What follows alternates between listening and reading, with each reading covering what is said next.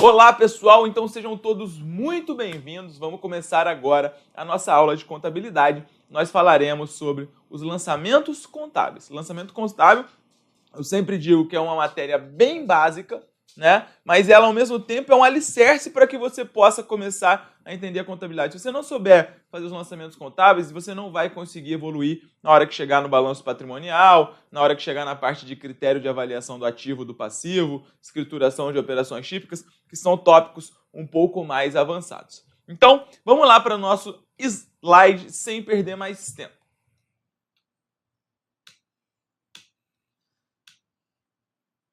Lançamentos contábeis.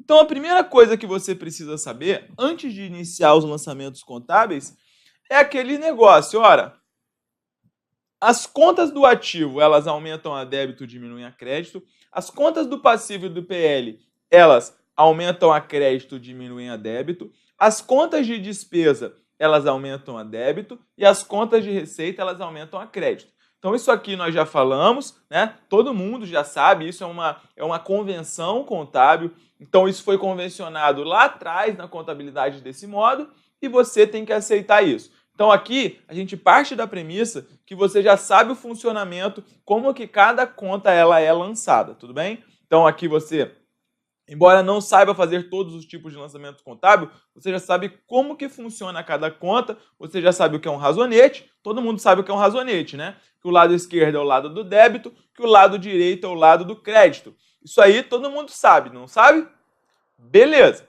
Então, partindo dessa premissa, a gente sabe também que as contas retificadoras, elas têm saldo contrário, né? Elas têm saldo contrário. As contas retificadoras, elas funcionam de modo contrário às contas normais. Então, por exemplo, o ativo imobilizado está lá com saldo devedor no ativo. A conta depreciação acumulada, que é uma conta retificadora, ela tem saldo credor. Ah, mas quais são as contas retificadoras? Nós falaremos sobre isso ao longo da nossa aula aqui, mas você também encontra isso no material em PDF.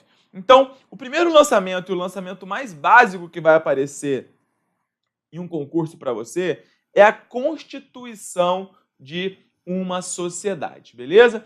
Então, vejam, constituir uma sociedade, aqui começa o primeiro ponto que é cobrado em prova. Eu lembro que isso caiu na prova de auditor da Prefeitura de Goiânia, concurso que foi realizado pela UFG em 2014, se a minha memória não falha, que ela explorava justamente essa diferença.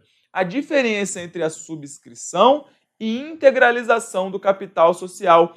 Quando a gente vai constituir uma sociedade é o quê? Duas ou mais pessoas, tá? A sociedade pressupõe pelo menos duas ou mais pessoas se unem para formar uma pessoa jurídica, né? Por exemplo, eu e o Ricardo Vale, vamos supor, a gente se reuniu e a gente formou o Estratégia Concursos. O Estratégia Concursos não se confunde com a minha pessoa, nem com a pessoa do Ricardo Vale, né? É uma pessoa jurídica distinta, é o Estratégia Concursos, que é sujeito de direitos e obrigações. Isso todo mundo entende? Então isso é uma sociedade, isso é bem estudado no direito societário. Beleza, então a sociedade, um dos requisitos para que uma sociedade exista é que ela tenha capital social.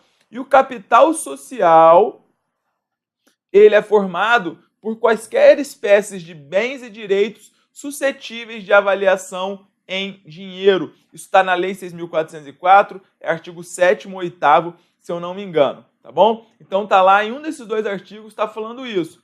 Então, o primeiro ponto que é cobrado em prova, que eu já falei aqui para vocês, é justamente esse, que a subscrição e a integralização de capital social são coisas distintas. A subscrição é quando você se compromete a entregar o recurso para a sociedade, tá? É quando você se compromete, você subscreveu, você se comprometeu. Já a integralização, não. A integralização, ela é quando você efetivamente entrega o recurso para a sociedade. Então vamos lá para o nosso slide. Vejam, 4 sócios constituem a sociedade KLS com capital de R$100 mil, sendo 25 mil para cada. Ainda não houve a entrega dos recursos. apenas a subscrição do capital. Então vejam, pessoal, quando os sócios se comprometem, não houve entrega de recurso. Isso foi falado pelo enunciado. Apenas a subscrição do capital social. Então você precisa saber que a subscrição do capital social, peraí, vamos voltar aqui, ela é feita através de duas contas. Uma conta é o capital social. Capital social é uma conta de onde, galera? É uma conta do PL. A outra conta é a conta capital social a integralizar. Capital social a integralizar é uma conta o quê? É uma conta retificadora do PL, beleza? Então, o que você precisa saber aqui se você é um iniciante na contabilidade? Vejam, eu estou falando devagar porque nós estamos aprendendo. A conta capital social, sendo uma conta do PL, você sabe que ela aumenta a crédito. E a conta capital social a integralizar, sendo uma conta retificadora do PL, você sabe que ela aumenta a débito. Então vejam só, aqui nessa hipótese, houve a subscrição no valor de R$100 mil. Como é que você vai fazer esse lançamento? Você vai lançar aqui, portanto, capital social a integralizar no valor de R$100 mil e capital social no valor de R$100 mil. Escrevendo esse lançamento, ele fica assim. Débito. Capital social a integralizar, 100 mil. Crédito, capital social, 100 mil. O seu PL, lá no balanço patrimonial, então, nesse primeiro momento, o seu balanço patrimonial, ele vai estar assim. Você tem alguma coisa no ativo? Não. Por quê? Porque não entregaram nada, nenhum recurso foi entregue à sociedade. Você tem alguma coisa no passivo? Também não. Por quê? Porque não há nenhuma dívida, nada contraído. Você tem alguma coisa no PL? Você tem. Você tem aqui um capital social no valor de 100 mil e você tem um capital social a integralizar no valor de 100 mil, retificando, o que dá aqui um valor do PL de 0.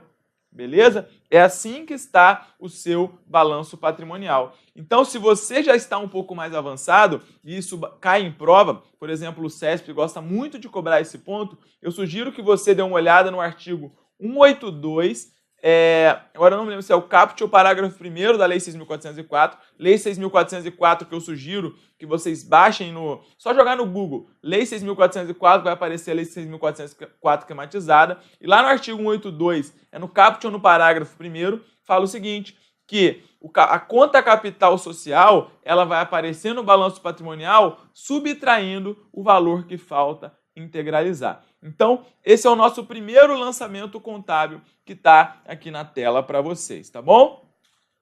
Esse aqui, alguma dúvida, sim ou não? Não, né? Esse lançamento, ele é bem tranquilo. Então, o principal é que você entenda que aqui houve um compromisso. Então, a sociedade ela foi constituída, mas eles ainda não entregaram o recurso, ok? Então, seguindo, o nosso próximo lançamento. Vejam, o nosso próximo lançamento acontece o seguinte.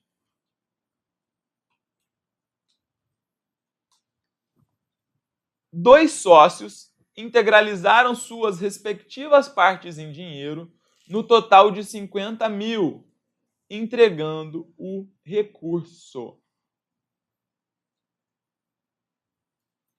Dois sócios integralizaram suas respectivas partes em dinheiro no total de 50 mil, entregando o recurso. Ou seja, os dois sócios chegaram e entregaram a parte lá que lhes cabia. O que eu gostaria de dizer aqui para vocês, antes da gente seguir, é o seguinte: existe um artigo que é muito importante na Lei 6.404, e vejam, vou dar um exemplo, nós tivemos uma prova aí, que foi a prova do Tribunal de Contas do Estado de São Paulo, essa prova foi no final de 2017, e esse artigo, ele caiu na prova de auditor do Tribunal de Contas do Estado de São Paulo, e já caiu várias outras vezes, que é o seguinte: grifem esse artigo também da Lei 6.404, porque ele é muito importante. Que artigo é esse, Gabriel? Alguém sabe que artigo eu estou falando? Eu estou falando do artigo 80 da Lei 6.404. Bom, o artigo 80, ele fala o seguinte, ele fala, olha só, quando você está constituindo uma sociedade anônima, né, companhia pode ser chamada também, você tem que fazer alguns requisitos que devem ser atendidos, né, alguns requisitos preliminares para que você possa constituir essa sociedade. E quais são esses requisitos? Ora, pelo menos 2 pessoas, né, atendendo aí o requisito mínimo de 2 pessoas, devem subscrever o capital social, que é o que aconteceu lá no nosso primeiro lançamento. Depois, ainda no artigo 80, ele fala que você precisa fazer uma realização de pelo menos 10% das ações em dinheiro. Então você pode integralizar qualquer tipo de bens, imóveis, direitos, etc. e tal. Mas 10% tem que ser em dinheiro. E esses 10% que são em dinheiro, eles precisam ser depositados no Banco do Brasil ou em outra instituição financeira autorizada pela CVM. Então, esse é o artigo 80, que é muito importante aí para que vocês possam ganhar uma questãozinha que é difícil em prova, tá? E aí separa os homens dos meninos e as mulheres das meninas. Essa regra é aplicável para sociedades anônimas. Então, o que aconteceu aqui, pessoal? Os 2 sócios integralizaram as suas respectivas partes em dinheiro no total de R$50 mil, entregando o recurso. Então, vejam, se eu estou entregando dinheiro para a sociedade, vejam, eu estou entregando dinheiro para a sociedade, eu sou sócio e você é sócio. Nós dois estamos entregando dinheiro para essa sociedade. O que está acontecendo quando eu pego o meu dinheiro e entrego para a sociedade e você pega o seu dinheiro e entrega para a sociedade? Está entrando dinheiro onde? Ora, está entrando dinheiro no caixa. Está entrando dinheiro no caixa. Isso é uma coisa lógica. Se eu pego o meu dinheiro e entrego para você, você está com dinheiro e eu estou perdendo meu dinheiro. Está saindo da minha conta e entrando para a sua. Se eu estou pegando meu dinheiro como sócio e você está pegando seu dinheiro como sócio e entregando para a sociedade, a gente está deixando de lado, diminuindo o nosso patrimônio próprio e aumentando, né, o capital da sociedade. E esse dinheiro é uma disponibilidade da entidade, não é? Ela está tendo o seu caixa aumentado. Então você sabe que essa movimentação aqui, ela vai causar um lançamento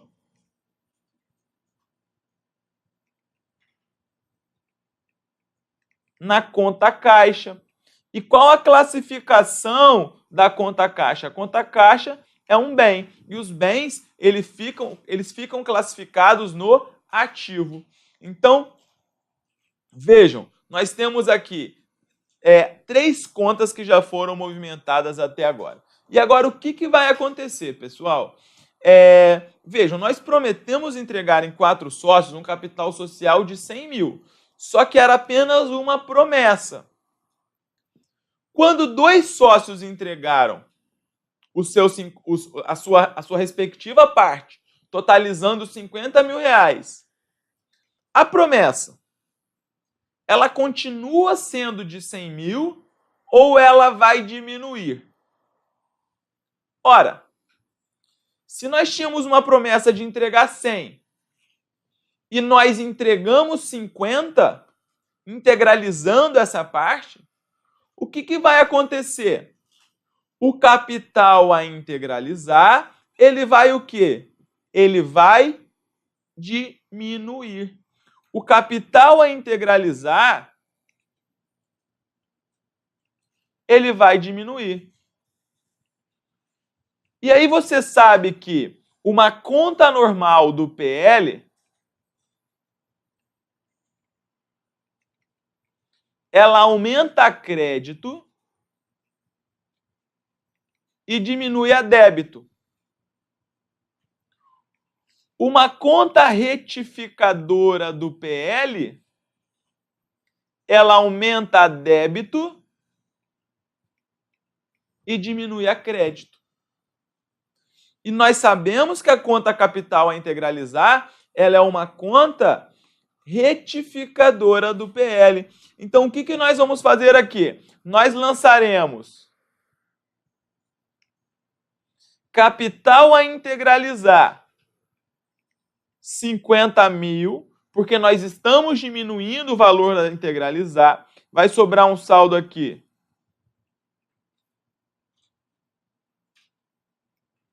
de 50 mil. E a contrapartida vai aonde? A contrapartida é uma conta que está aumentando. Esses 50 mil que eu estou diminuindo da minha promessa, eles estão indo para onde? Ora, eles estão aumentando o caixa. Por quê? Método das partidas dobradas. A gente sabe que, de acordo com o método das partidas dobradas, para todo débito existe pelo menos um crédito correspondente. Então, para um lançamento ou mais lançamentos a débito, existe um lançamento ou mais lançamentos a crédito. Então, o que aconteceu? Aumentou o seu caixa porque está entrando dinheiro no caixa e diminuiu o valor que você tinha a integralizar, diminuiu o valor da sua promessa. Não é mesmo? É isso que aconteceu. Então, vejam, agora o nosso balanço patrimonial, ele ficou da seguinte maneira. Ele ficou aqui. Caixa 50 mil, que é uma conta do ativo.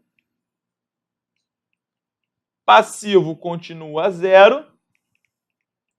E o PL ficou com capital social 100 mil e capital a integralizar 50 mil. Totalizando aqui um capital realizado de 50. E aí você pode ver que a nossa equação fundamental da contabilidade, ela bate. Por quê? Ativo tem que ser igual a passivo mais PL. Beleza, pessoal? Alguma dúvida até aqui? Fale agora ou cale-se para sempre. Calaram-se para sempre. Então, vamos embora. O nosso próximo lançamento, como é que funciona? O nosso próximo lançamento é o seguinte: aquisição de mercadorias à vista. Esse é um outro lançamento que é um lançamento considerado básico e ele é muito recorrente em provas de concurso, beleza? A entidade comprou mercadorias à vista no valor de R$10.000. Então, o que vai acontecer aqui, pessoal? Vejam, nós estamos comprando mercadoria à vista no valor de R$10.000. Então, o que você tem que pensar? Bom, pensamento contábil. Pensa que eu sou uma empresa. Se eu estou comprando mercadoria à vista por R$10.000, o que está acontecendo? Ora, eu estou tirando dinheiro do caixa, né? Meu caixa está diminuindo e, em contrapartida, está entrando mercadoria no meu estoque, está entrando mercadoria na minha empresa. Então, a conta mercadorias, ela está aumentando. Então, você vai ter aí um fato que nós chamamos de fato o quê? Fato permutativo. Fato permutativo são aqueles que não envolvem contas de resultado, não envolvem aumento da situação líquida ou do patrimônio líquido. Então você compra de mercadoria à vista, está saindo o dinheiro do caixa, está entrando mercadoria no estoque. Logo, você fará o seguinte, você vai abrir aqui uma conta chamada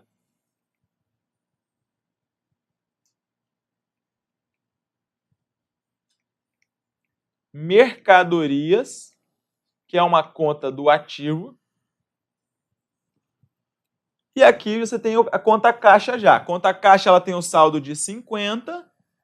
E aí o que você vai fazer? Ora, o caixa é uma conta do ativo. Nós sabemos que, por convenção, as contas do ativo elas aumentam com o lançamento a débito e diminuem com o lançamento a crédito. Ah, Gabriel, mas por que funciona assim? Porque é assim que foi convencionado. Não fique procurando justificativas para uma convenção, tá? Então, é assim que foi convencionado, é assim que funciona. Beleza? Então, se o seu caixa está diminuindo, ora, o seu ativo ele está diminuindo. O que você vai fazer? Você fará um lançamento a crédito na conta caixa. 10 mil. E, em contrapartida, o que você vai fazer? Vai aumentar o valor da conta mercadorias.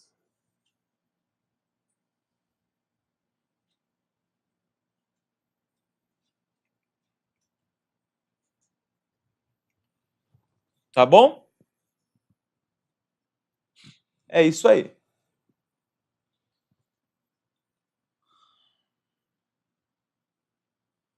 Próximo. Aquisição de mercadorias a prazo sem incidência do ICMS. Aquisição de mercadorias a prazo sem incidência do ICMS. A entidade comprou mercadorias a prazo com fornecedores no valor de R$20 mil. Beleza, galera? Então, aquisição de mercadorias a prazo sem incidência do ICMS. Você precisa saber o quê? Que a conta fornecedores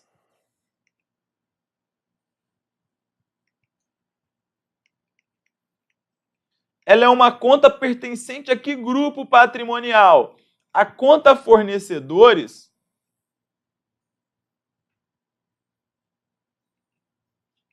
é uma conta do passivo. Ela pode ser uma conta de curto prazo, quando essa obrigação ela vence num prazo de 12 meses, ou ela pode ser uma conta de longo prazo, tá? Quando ela vence num prazo maior do que 12 meses. Nesse primeiro caso, é chamado de passivo circulante, quando é curto prazo.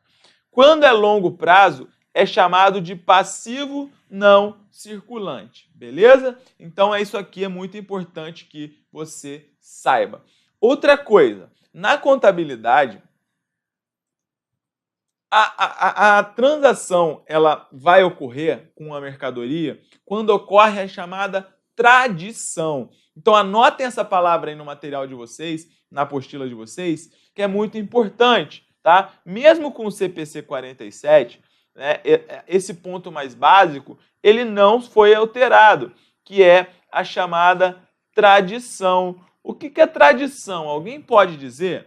Tradição é simplesmente a entrega da mercadoria.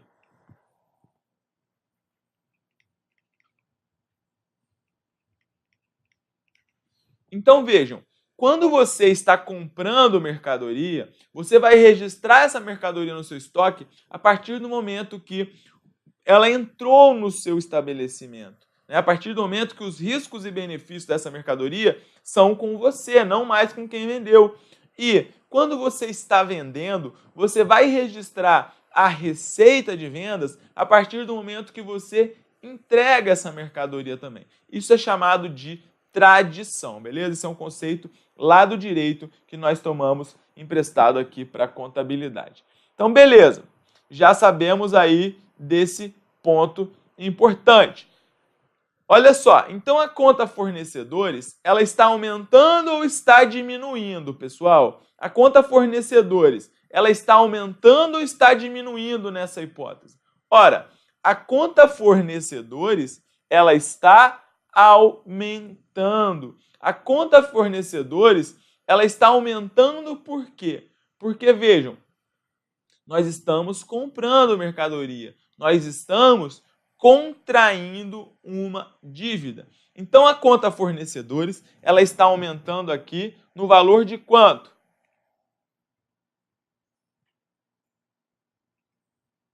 No valor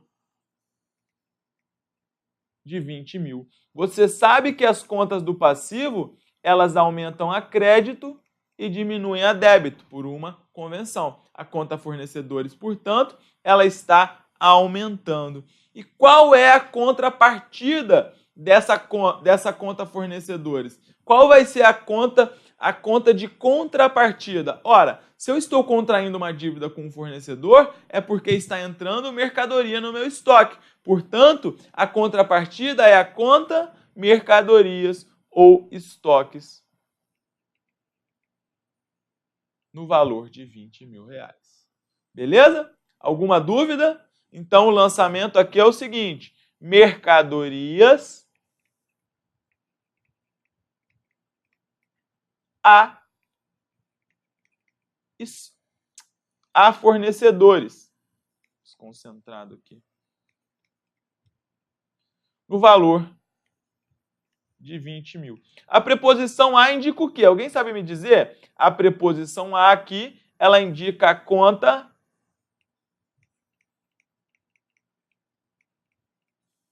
creditada, não é mesmo? Então, eu vou perguntar outra coisa aqui para vocês. Esse lançamento é um lançamento de primeira, segunda, terceira ou quarta fórmula? Ora, 11, 12, 21 e 22, né? Todo mundo conhece esse macete? Conhecem, né? Então, esse lançamento é um lançamento de primeira fórmula. Além disso, eu quero saber, esse lançamento ele é um fato permutativo, modificativo ou misto? É um fato permutativo, porque só envolve aí contas patrimoniais, não envolve o PL. Tranquilo, pessoal? Podemos seguir? Acho que sim, né? Bom, vamos lá. Espera aí, perdi aqui meu... perdi meu negócio aqui, um segundo. Vamos lá. Vamos para nosso próximo lançamento. Bom, agora, o que houve? Integralização do capital social com terreno e com veículos. É possível fazer isso? Né? É possível fazer isso. Os dois sócios faltantes integralizaram sua parte do capital social. Um deles com um terreno no valor de 25 mil reais, um outro com um veículo no valor de 30 mil, transferindo 5 mil de dívida de financiamento para a sociedade. E agora, galera? Agora, você vai saber o seguinte. Antes de começar, você precisa anotar na sua apostila, no seu material, que o capital social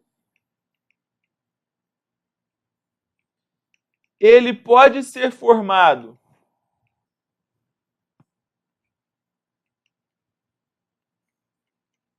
por dinheiro ou por quaisquer espécies de bens suscetíveis de avaliação em dinheiro, tá? Na sociedade anônima, não pode um sócio entrar somente com prestação de serviço. Na sociedade simples pode. Na sociedade anônima não pode. Tá bom? Então, isso está no artigo 7º da Lei 6.404.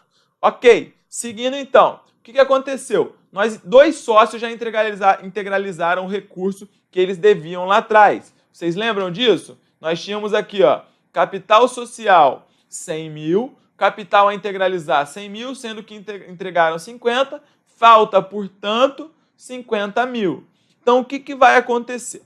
Um sócio, ele entregou um terreno para a sociedade, no valor de 25 mil. Então, o que eu vou fazer?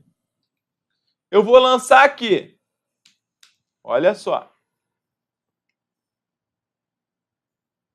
A conta.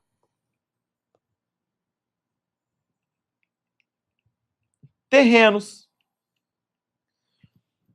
Terrenos fica classificado onde? Ora, terreno é um bem. Se é um bem, vai ficar classificado no ativo. Terreno é um bem. Se é um bem, vai ficar classificado no ativo. Portanto, esse é o primeiro sócio. Como que ele integralizou isso aí? 25 mil reais em terreno.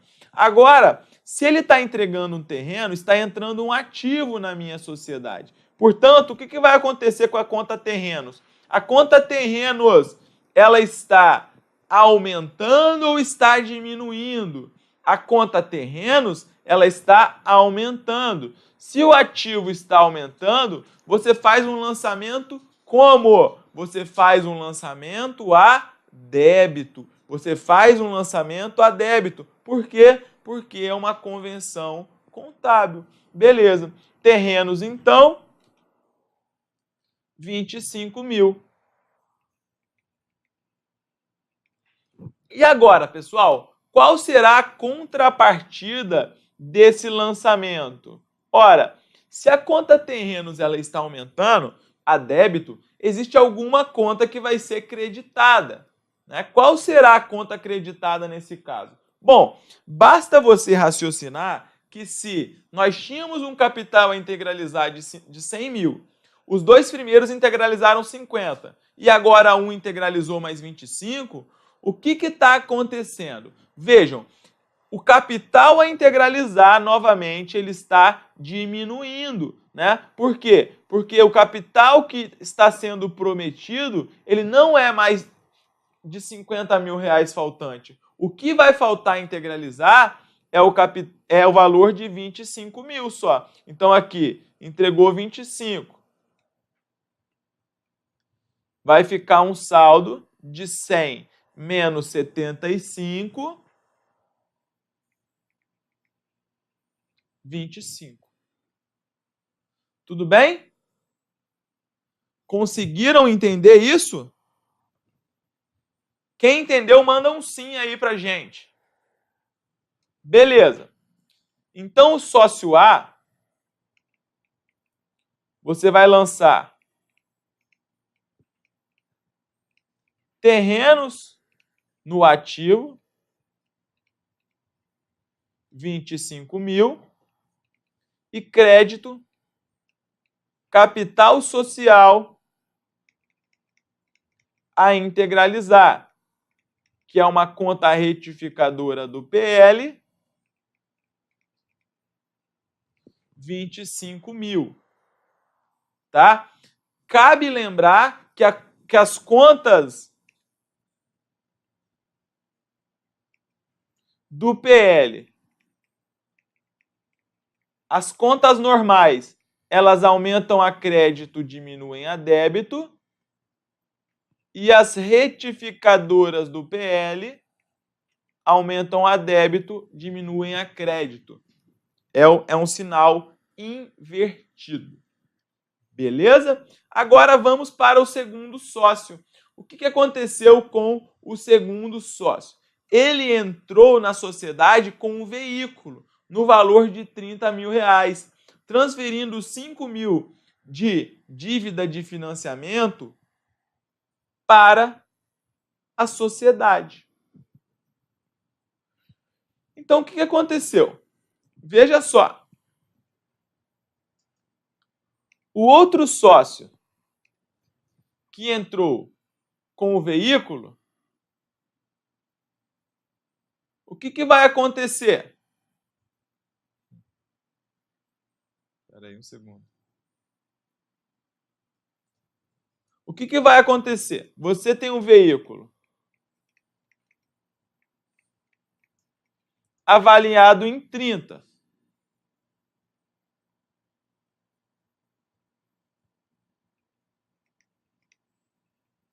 Quanto desses 30 vão para o capital social?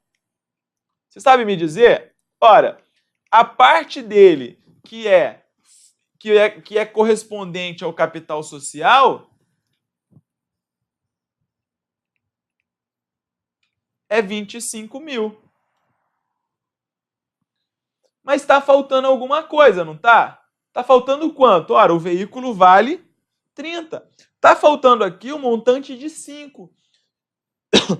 E o que eu vou fazer com esses outros 5? Esses outros 5 vai fazer o quê? Vai ser lançado como financiamento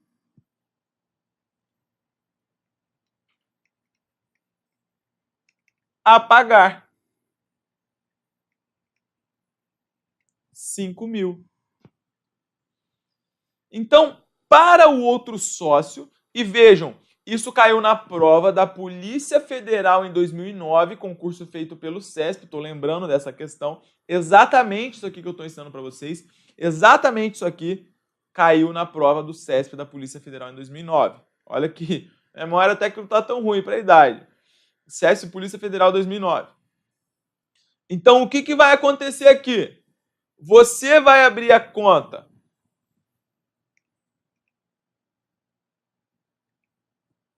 veículos, conta do ativo e vai abrir a conta financiamentos a pagar, passivo. Então, o que vai acontecer? Vamos lá. A conta veículos, ela vai ter o valor de quanto, pessoal? Qual vai ser o valor do veículo aqui lançado? Ora,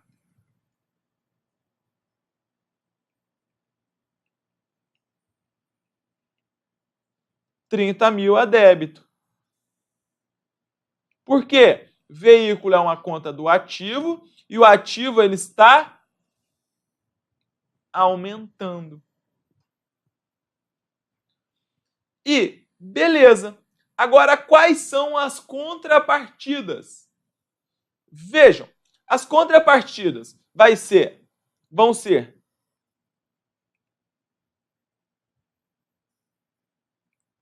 R$5.000 para financiamentos a pagar.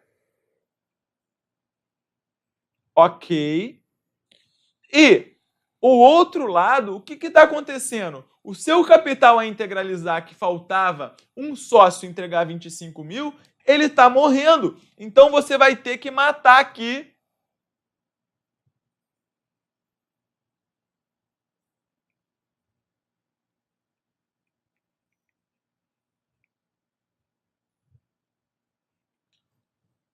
outros 25.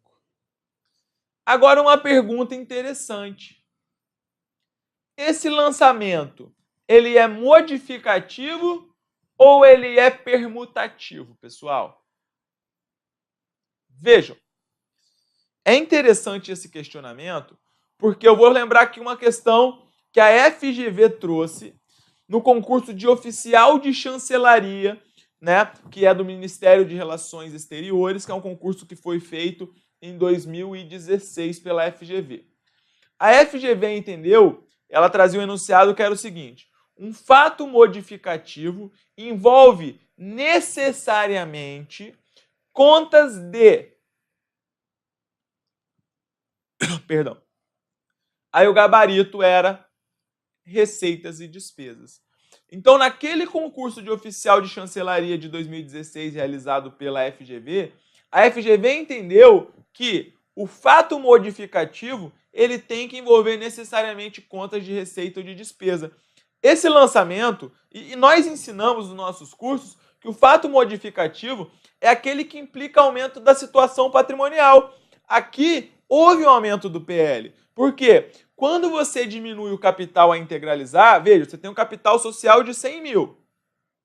E você tem um capital a integralizar de 25. Então, 100 menos 25 dá um capital realizado de 75. Só que quando você tem o capital de 100 mil e o seu capital a integralizar ele zerou, o seu capital realizado vai ser 100. Então, esse lançamento ele implicou o aumento do patrimônio líquido.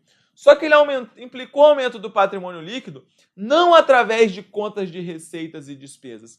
E o CESP e a FGV, eles entendem que um fato modificativo ele tem que necessariamente envolver contas de resultado, que são contas de receita e contas de despesa.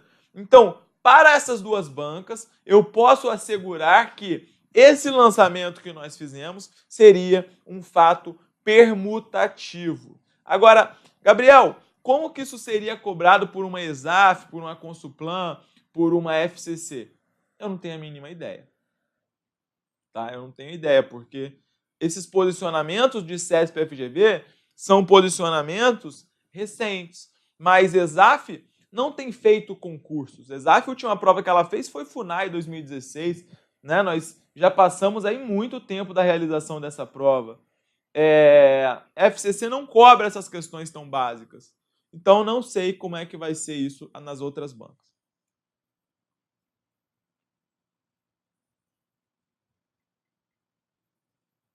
Para mim, né, alterou o PL, seria modificativo. Mas vá com essa jurisprudência de banca aí para sua prova, tá bom? Vamos lá. Vamos seguir então.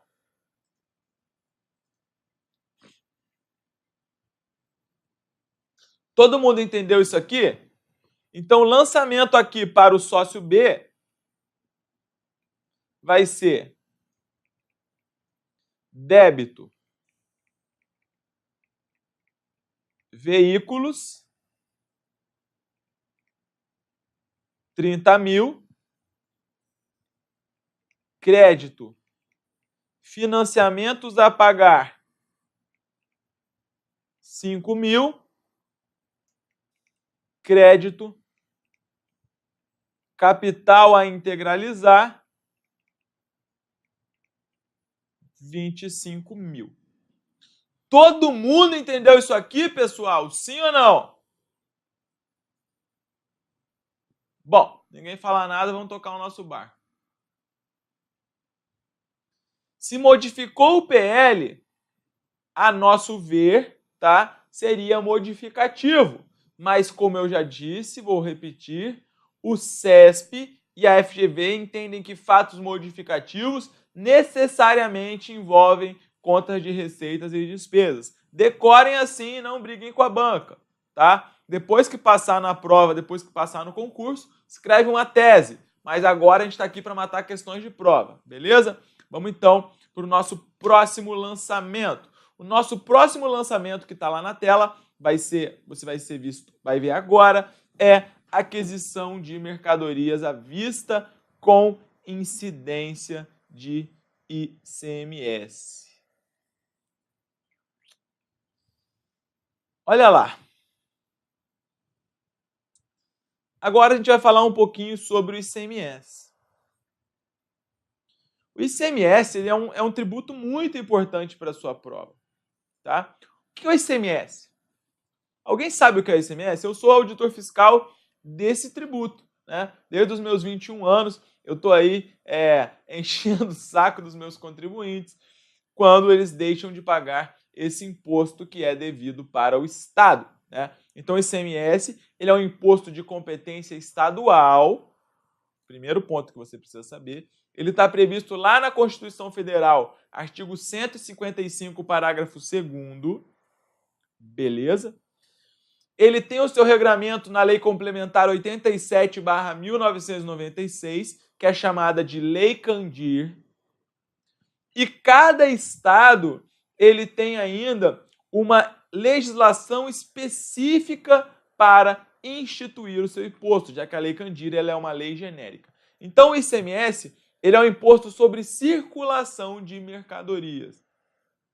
Vejam, circulação de mercadorias, eu vou um ponto um pouquinho além, né? Que como nós estamos estudando para concursos de alto nível, para provas de alto nível, eu vou um pouquinho além, não vamos ficar só na coisa mais rasa.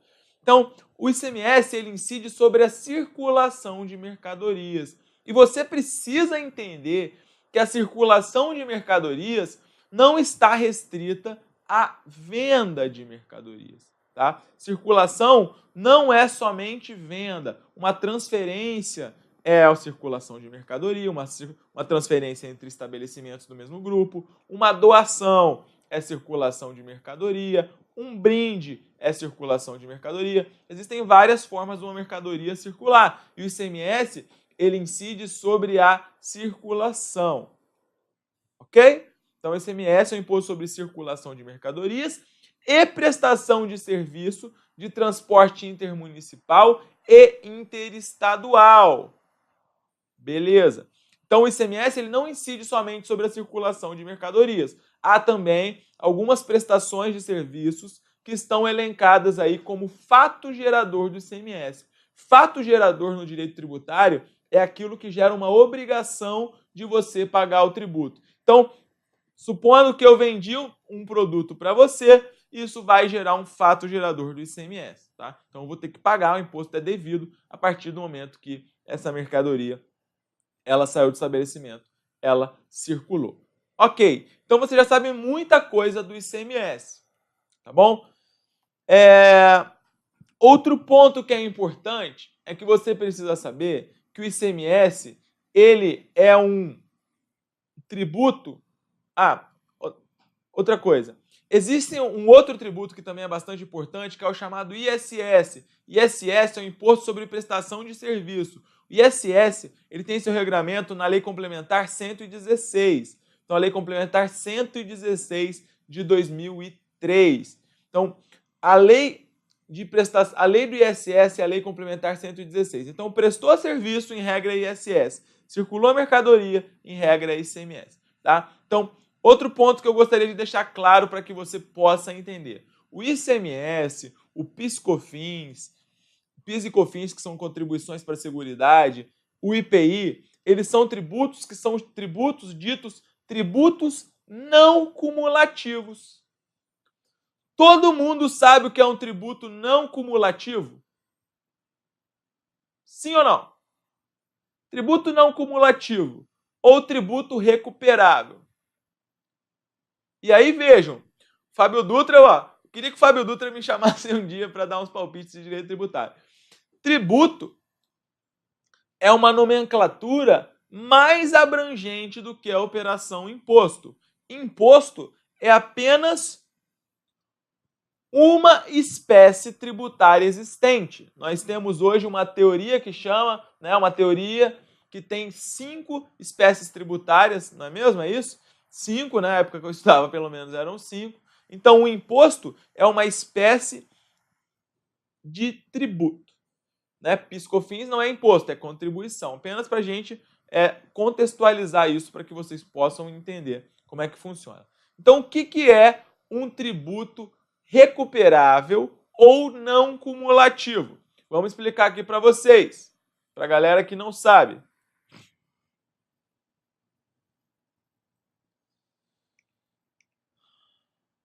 Um tributo é não cumulativo quando acontece o seguinte. Imagina que você tem aqui uma indústria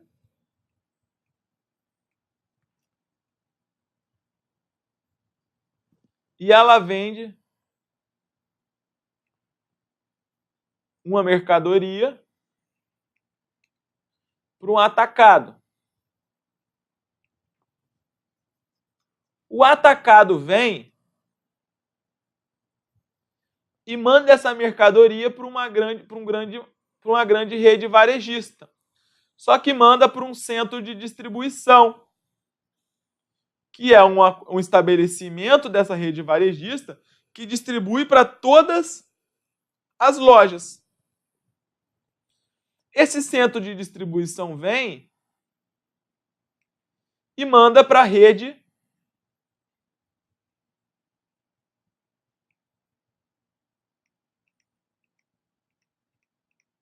varejista. Essa rede varejista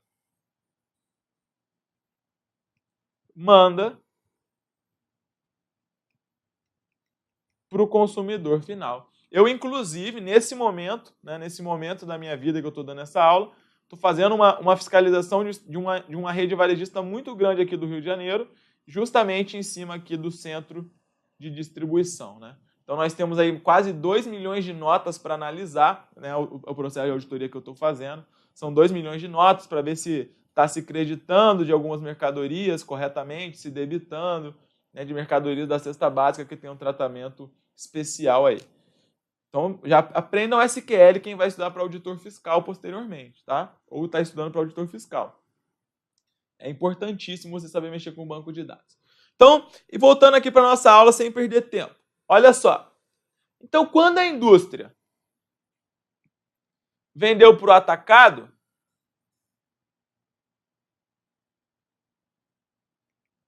circulou mercadoria? Sim ou não? Circulou. Então, aqui houve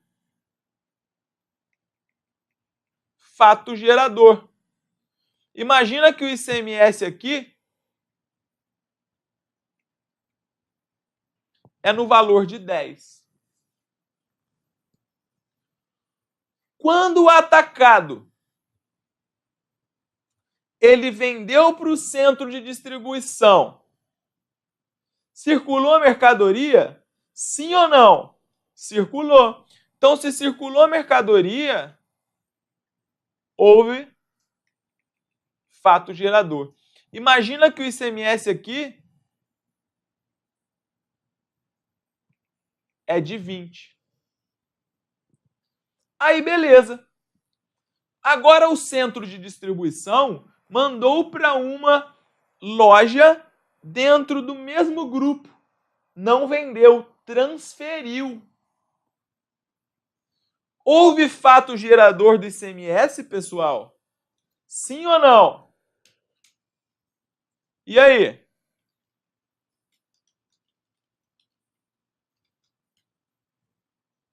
Sim ou não?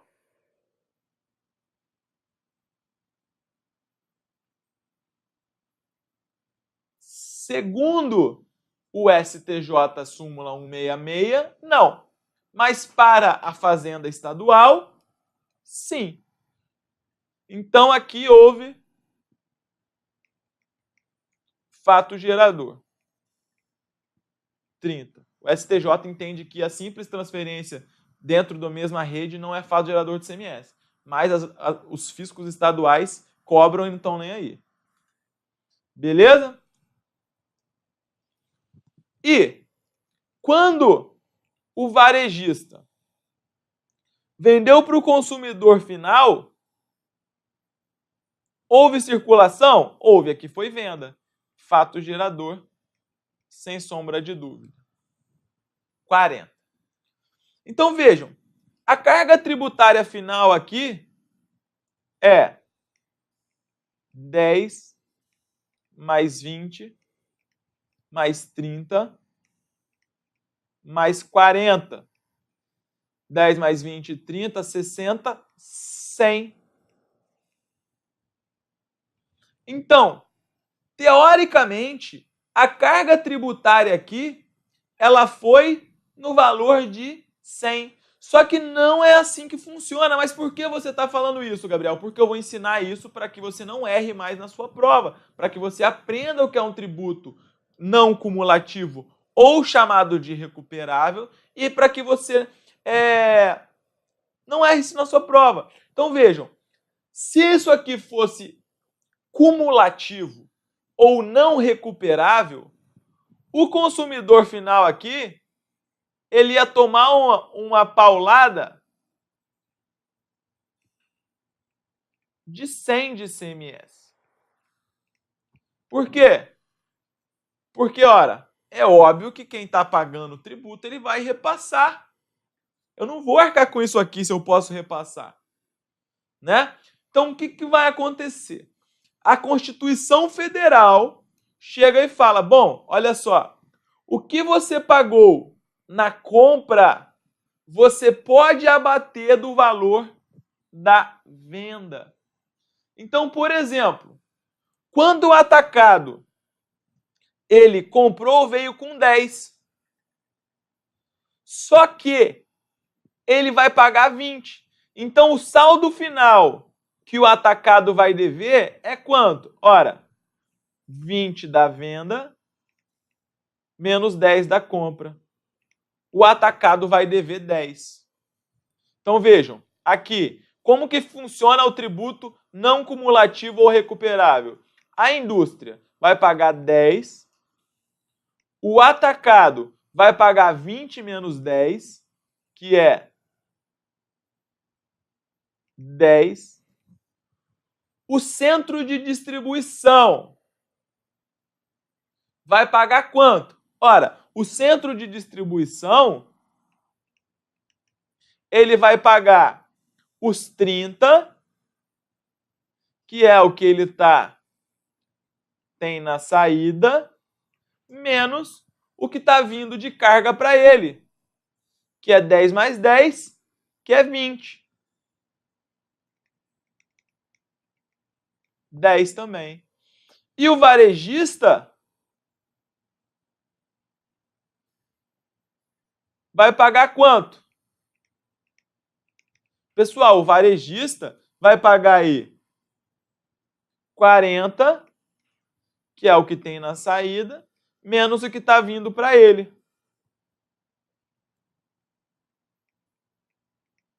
Que é 30. Ou seja,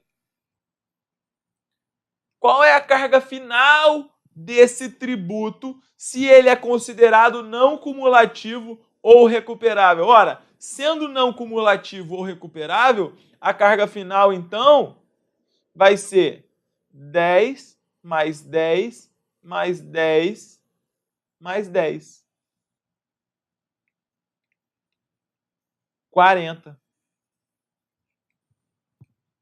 Entendeu? Então, no final, o consumidor final ele vai pagar 40, né, que é muito melhor do que pagar 100. A inflação brasileira já é elevada com o ICMS recuperável ou não cumulativo. Imagina se fosse cumulativo ou não recuperável. Então, anotem esses pontos aqui que são importantes. Vejam, para que você nunca mais erre e para que você aprenda isso para sua prova. Todo mundo conseguiu entender, pessoal? Sim ou não? Então, vejam, o que eu preciso saber do ICMS? O ICMS, ele tem como característica básica, tá? Não é sempre, mas em regra, ele é não cumulativo ou recuperável. O ICMS, ele é um imposto que nós chamamos de imposto por dentro, tá? O que significa ser um imposto por dentro? Imposto por dentro é aquele que já está dentro do preço. Então, quando eu estou vendendo uma mercadoria, o preço do ICMS já está embutido. Tá? É diferente do IPI. O IPI ele é um imposto por fora. Quando você está negociando o preço, o IPI ele é por fora, o ICMS já é por dentro. E aqui é o ponto mais importante em que nós queremos chegar, que é o seguinte, que o ICMS a recuperar, ele é um direito do ativo. O que é o ICMS a recuperar? ICMS a recuperar é o seguinte, ora, eu comprei uma mercadoria e lá na frente, quando eu vender essa mercadoria, eu vou ter direito de compensar, então o que eu vou fazer? Ora, se eu comprei essa mercadoria e ela está vindo com ICMS, esse ICMS ele é compensável, então eu vou fazer o quê? Eu vou destacar esse ICMS, eu vou tirar ele do custo total da mercadoria e vou deixá-lo numa conta separadinha lá, que é chamada de conta ICMS a recuperar. Então vai ficar ali no cantinho dele no ativo, como um direito. E aí esse direito ele vai ser chamado de ICMS a recuperar. Então o ICMS a recuperar ele é um direito do ativo. E o ICMS a recolher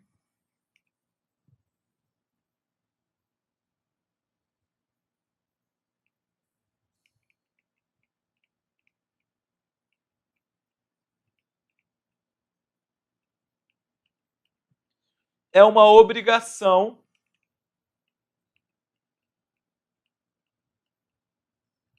do passivo.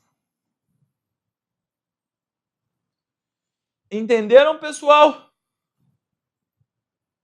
É isso aí. Agora vamos lá então para a nossa questão. Vejam, o que aconteceu? Houve uma aquisição de mercadoria vista por R$10.000, com incidência de ICMS a 15%. As mercadorias são para revenda. Esse é o lance que define que o ICMS é recuperável. Falou que é para revenda ou para industrialização? Aqui está a palavra-chave. Recuperável. De buenas? De buenas. Então, olha só. Agora começamos a fazer as nossas contas. Aquisição da mercadoria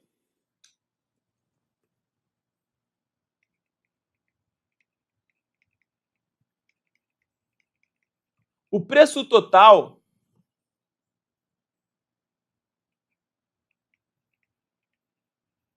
foi 10 mil. E aí eu vou fazer uma pergunta a vocês, eu quero que todos me respondam. Esses 10 mil, tá? É o preço total pago. Ele está com o ICMS dentro ou ele está sem o ICMS dentro? Com ou sem?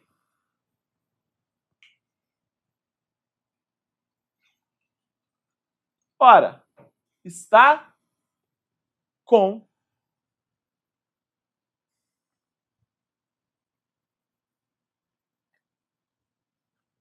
Por que com? Porque o ICMS ele é um tributo por dentro. Só que aí eu vou perguntar a vocês e eu quero que vocês me respondam novamente. Esse ICMS, ele é recuperável ou chamado não cumulativo? Sim ou não? A resposta é sim.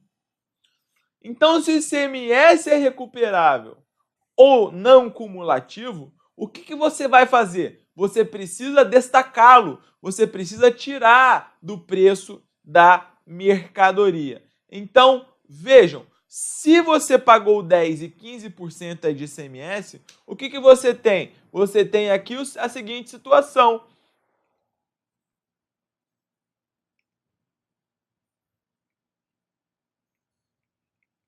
R$8.500 vai ser relativo ao estoque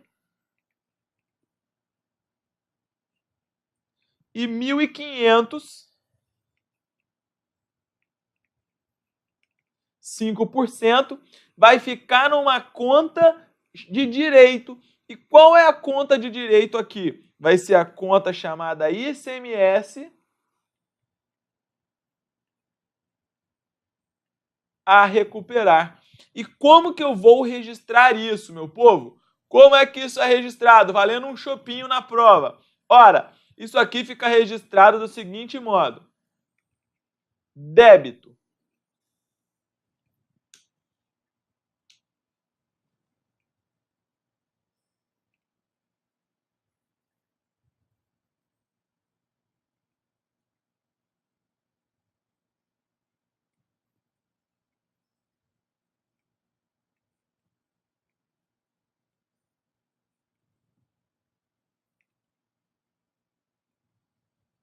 estoque ou mercadorias, tanto faz, uma conta do ativo, no valor de 8.500, né? Estoque aumentando, ativo aumenta débito, débito, ICMS a recuperar. ICMS a recuperar é uma conta do ativo, porque representa um direito, está aumentando, 1.500, e crédito, caixa. Caixa é uma conta do ativo. O que está acontecendo aí com a conta caixa? A conta caixa, ela está diminuindo. No total de 10 mil. Ninguém ganhou o chopp? Ninguém respondeu? Pô, então eu mesmo vou pagar o chopp para mim mesmo. Então fica assim. Tá? Ficou assim. Aí você vai lançar lá.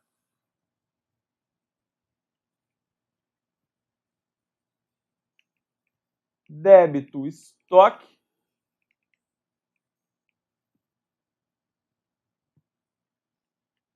R$8.500. Débito ICMS a recuperar. 1.500.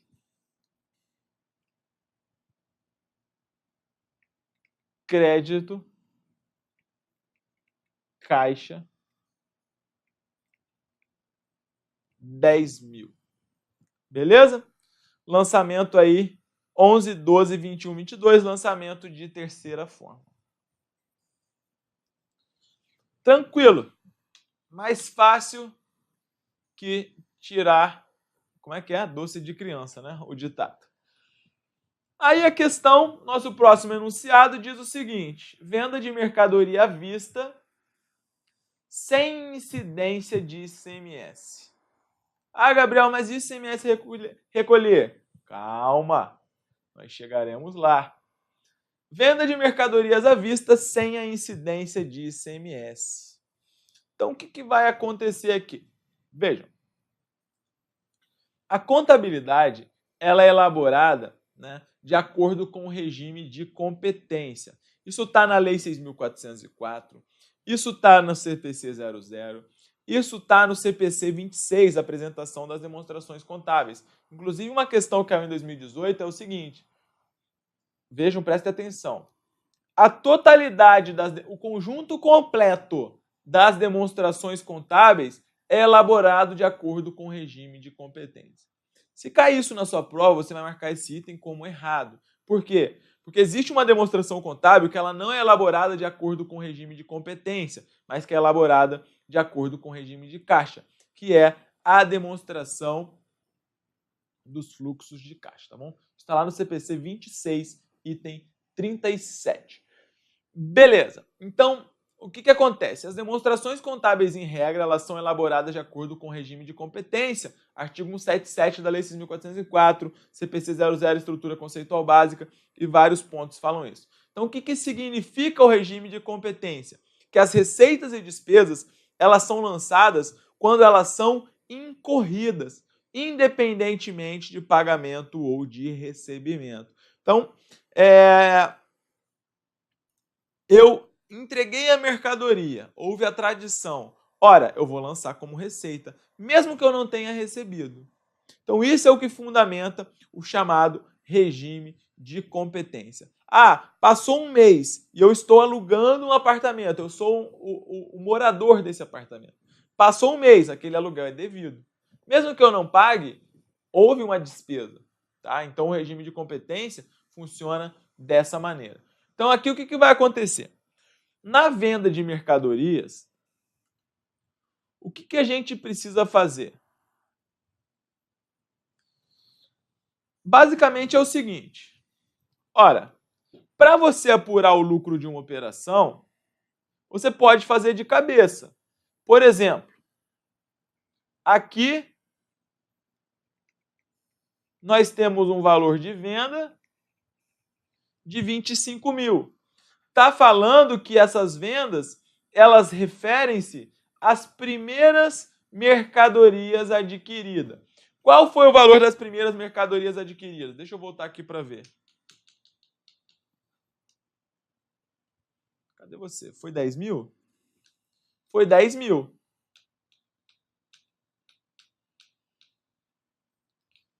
Então, as primeiras mercadorias adquiridas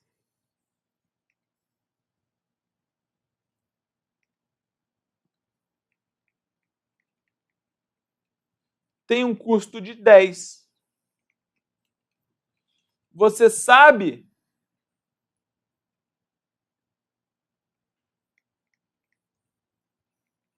que o lucro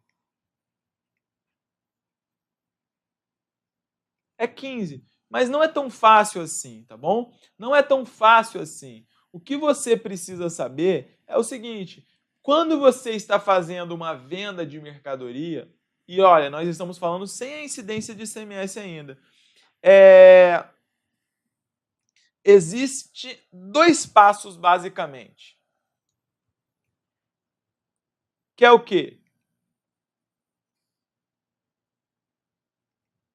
1.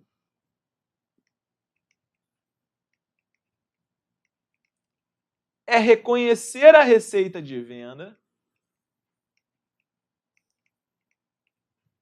E 2,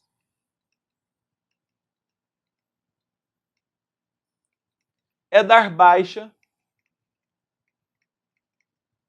no estoque. Tá? Então, nós não estamos falando de tributação. Você vai reconhecer a receita de venda e você vai dar baixa no estoque. Como é que você vai fazer isso? Vejam. Nós temos aqui já a conta caixa e a conta mercadorias que estão com os dados passados. Tá? Estão com os dados passados. Nós vendemos por 25 mil reais. Essa venda, ela foi à vista.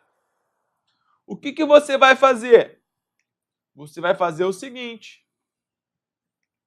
Você vai lançar aqui débito.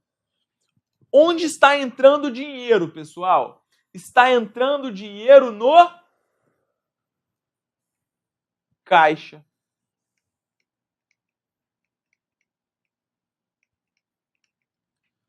Por quê? Porque se eu estou vendendo mercadoria, ou está entrando dinheiro no caixa ou no banco, ou está sendo criado um direito para que eu receba isso futuramente. Então, como a questão falou que a venda de mercadoria ela foi à vista, está entrando dinheiro no seu caixa. 25 mil. E a contrapartida é uma conta credora. Essa conta credora, ela é uma conta chamada receita bruta de vendas, que é uma conta de receita. As contas de receita, elas aumentam como? As contas de receita, elas aumentam a crédito. Portanto, nós teremos aqui 25 mil. Então, você vai lançar aqui caixa 25 mil.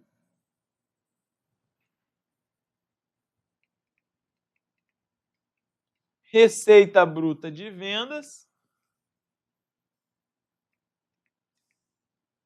25 mil. Morreu o primeiro passo. Vamos para o nosso segundo passo. O nosso segundo passo é da baixa no estoque. A gente precisa da baixa no estoque. O estoque, a primeira mercadoria adquirida foi a 10. Então, pessoal, depois que eu vender e entregar essa mercadoria, ela pode continuar com esse saldo aqui de 10 mil? Esse saldo de 10 mil, ele pode constar ali? Eu vou ter um saldo na conta mercadorias ainda de 38.500? É isso que vai estar lá no meu estoque? Não, né? Não é. Não sei nem por que tem esses valores aí.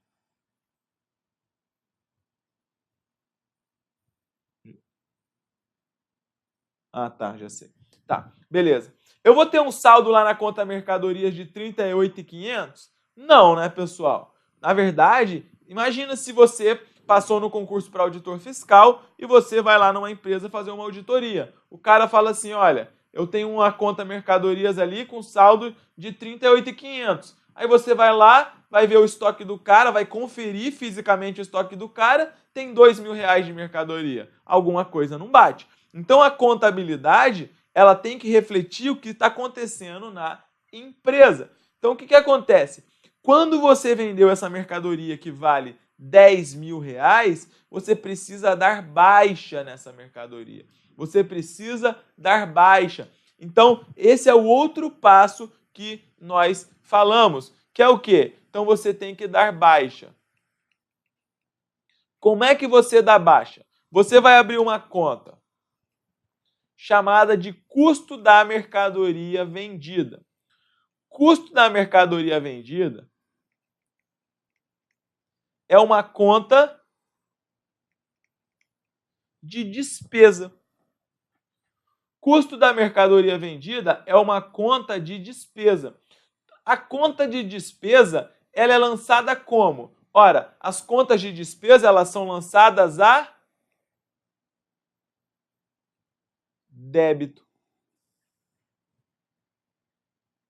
Então, vou fazer aqui o CMV, 10.000. Então, a contrapartida desses 10.000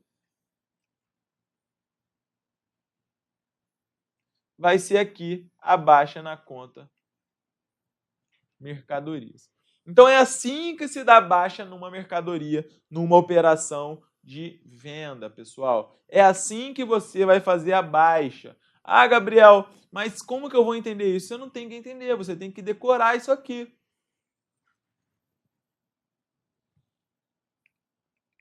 Débito. CMV, 10.000. Crédito. Mercadorias diminuindo o ativo, 10.000. Tá? E aí, quando você está aprendendo a elaborar as demonstrações contábeis, você vai ver que aquela conta que nós fizemos rapidamente para apurar o lucro, ela é nada mais, nada menos do que uma demonstração do resultado do exercício. Por quê? Porque a demonstração do resultado do exercício, ela começa lá com a receita bruta de vendas, que aqui vai ser 25.000, aí você tem uma série de deduções e depois você vai tirar o custo da mercadoria vendida, que é 10.000. Chegando no que nós chamamos de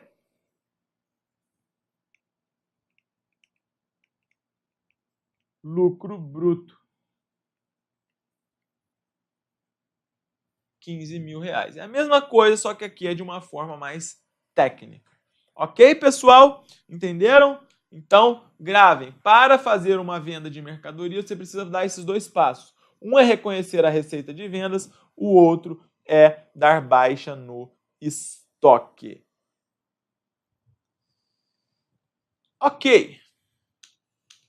Vamos lá. Complicando um pouquinho mais aí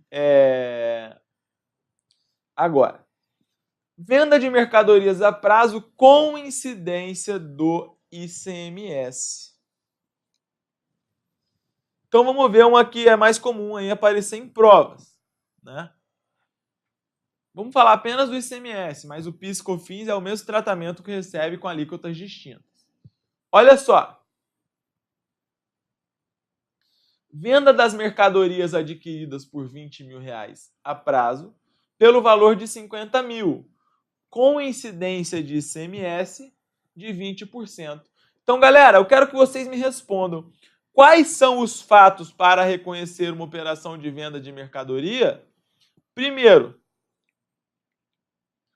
você vai reconhecer a receita de vendas. Segundo, você vai dar baixa no estoque. Terceiro, você vai reconhecer os tributos nas vendas. Aumentamos mais um passo aí, tá? Esse aqui vai ser um passo aí a mais, um passo além. Então vamos começar. O primeiro, você já sabe o que é. Nós já falamos. Reconhecimento da receita de vendas. Galera, qual é o valor da sua receita bruta de venda? A receita bruta de venda é quanto? O seu valor cheio. Ora, a sua receita bruta de venda é 50 mil. Então, o primeiro passo que você vai fazer é o seguinte.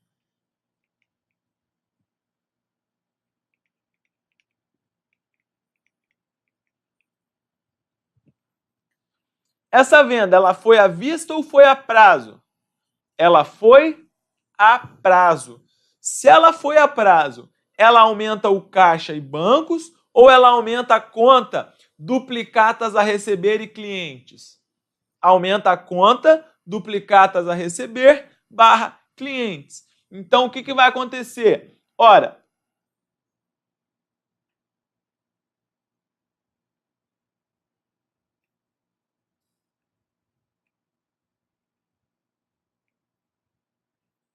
você vai fazer aqui a conta clientes. Conta clientes é um direito. Se é um direito, é uma conta do ativo.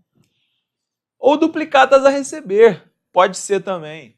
Beleza? Então, o ativo está aumentando. Você vai receber 50 mil reais desse cliente. Se o ativo está aumentando, você vai lançar a débito. 50 mil. A contrapartida, por sua vez, é a conta receita bruta de vendas.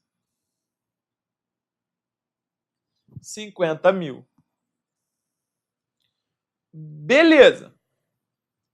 O próximo passo é dar baixa na conta mercadorias.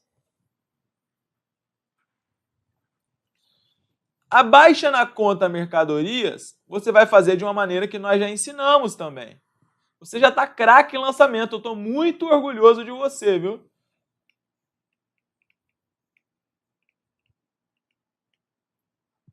A baixa na conta mercadorias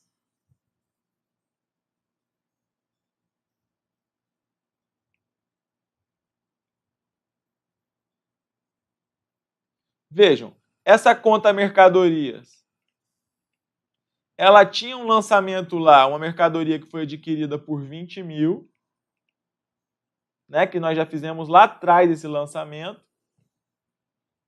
Então, vamos colocar isso aqui que é um saldo inicial. E a gente precisa lançar também o chamado CMV. Então, o que vai acontecer? A conta mercadorias, ela está aumentando ou está diminuindo, pessoal? A conta mercadorias, ela está diminuindo. A conta mercadorias, ela está diminuindo. Por quê? Porque está saindo mercadorias do seu estoque.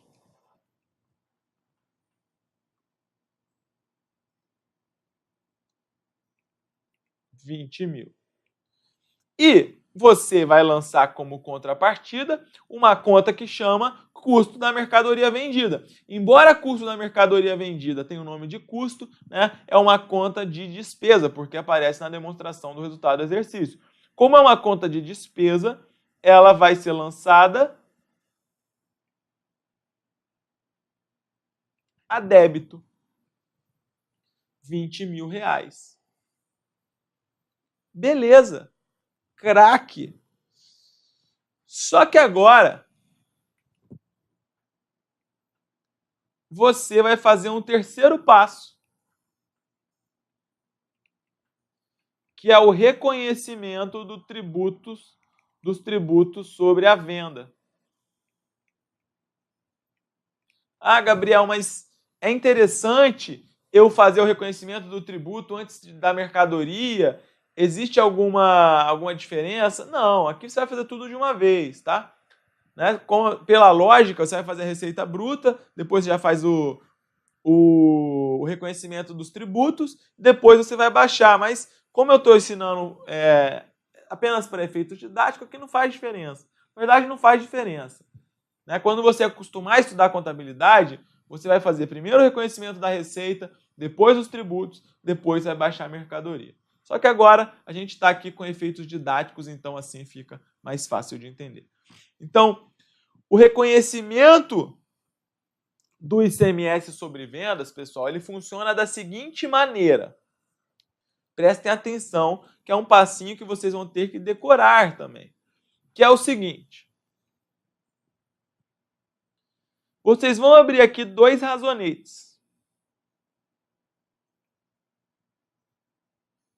E para todos os tributos funciona assim na venda.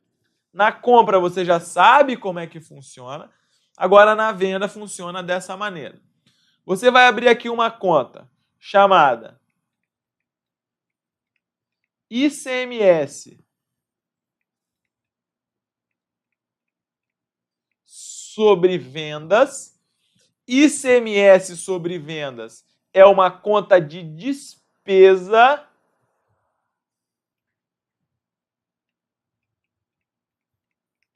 que é retificadora da receita bruta. Ok? E a contrapartida é uma conta chamada ICMS a recolher. Sempre que você tem uma conta com nome a recolher, a pagar, etc., essa conta é uma conta do passivo. Então, beleza. O montante aí do meu tributo é quanto? 50 mil é a minha base de cálculo vezes 20%. 20% que é 0,2. Que vai dar aqui 10% 5 mil, 20% 10 mil. Então você vai lançar aqui 10 mil reais como despesa e 10 mil reais como ICMS a recolher. Tá bom? É assim que funciona. É assim que funciona. Conseguiram entender? Mas nós fizemos separadinho. Na sua prova, não vai, o examinador não é tão bonzinho. Na sua prova, o examinador vai fazer o quê? Ele vai lançar assim.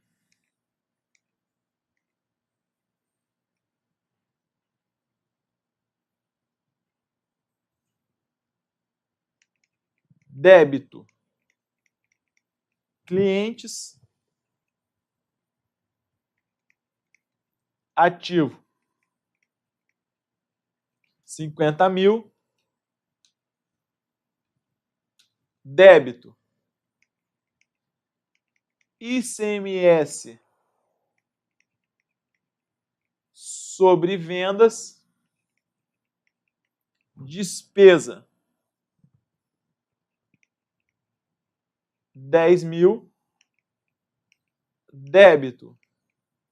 CMV. Despesa. 20 mil. Crédito. Receita bruta de vendas. Receita. 50 mil. crédito, ICMS a recolher.